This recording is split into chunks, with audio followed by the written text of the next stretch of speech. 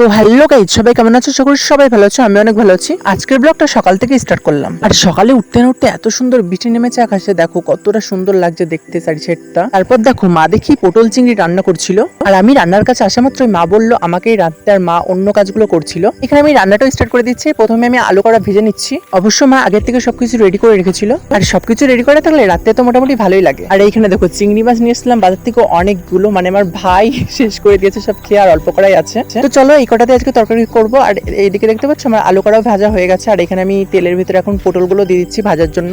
বাড়ি বসে টুকটাক অনেক রান্নাই করা হয়েছে, তো পটল চিংড়িটা আমার লাইফে এই যে প্রথম রাঁধছি আজকে। আর এরপর এর ভিতরে দিয়ে দেবো লবণ, আর লবণটা বেশি দেবো না, কারণ তরকারিতে লবণ দেবো, সেই জন্য অল্প একটু লবণ দিয়ে মানে একটুখানি ভেজে নেবো হালকা করে।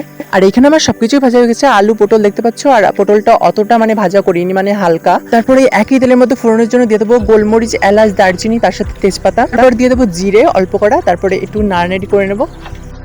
এরপর এর ভিতরে দিয়ে দেবো সেই মশলা, মানে বাটা মশলা। এবারে এটাকে ভালো করে কষিয়ে নেবো।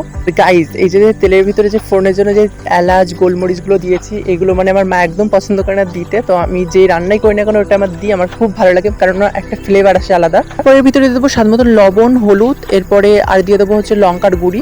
তারপরে একটুখানি ভালো করে কষিয়ে নেবো, যতক্ষণ একটুখানি হালকা পোড়া পোড়া হচ্ছে ততক্ষণ কষিয়ে নেবো। ভিতরে একটু আমি জল দিয়েছিলাম, সেটা আমি দেখাতে পাইনি, তো জল দিয়ে তারপর আর একটুখানি কষিয়ে নিচ্ছিলাম। কষানো হয়ে গেলে এর ভিতরে দিয়ে দেবো সেই আলু আর পটল। এবার এগুলোকে ভালো করে নেড়ে উল্টে পাল্টে মানে ভালো করে মাখাতে হবে।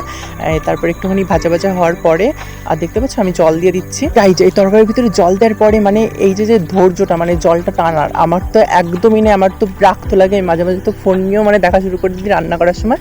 তারপরে এর ভিতরে দিয়ে দেবো চিংড়ি মাছ, মানে অল্প করে চিংড়ি তরকারি অনুযায়ী। এরপর এটা ভালো করে নেড়ে মানে একটুখানি জলটা টানবে, তারপরে আমি নামিয়ে নেবো। এখানে আমার তরকারিটা পুরো কমপ্লিট, ঝোলটাও টেনে গেছে। এবার এর ভিতরে গরম মশলা দিয়ে একটুখানি নাড়াড়ি করে এরপরে আমি মানে ঢালছি। দেখো কতটা সুন্দর লাগছে, আমার দেখেই তো মানে সেই লোভ লাগছে, মানে এতটা টেস্টি হয়েছিল গাইস, কি বলবো। আর কেমন লেগেছে ভিডিওটা অবশ্যই তোমরা কমেন্ট করে জানিও, আর সাবস্ক্রাইব করতে একদম ভুলো না। তো চলো আজকের মতন বাই বাই, ফিরে আসছি নতুন একটা ভালো ব্লগ নিয়ে।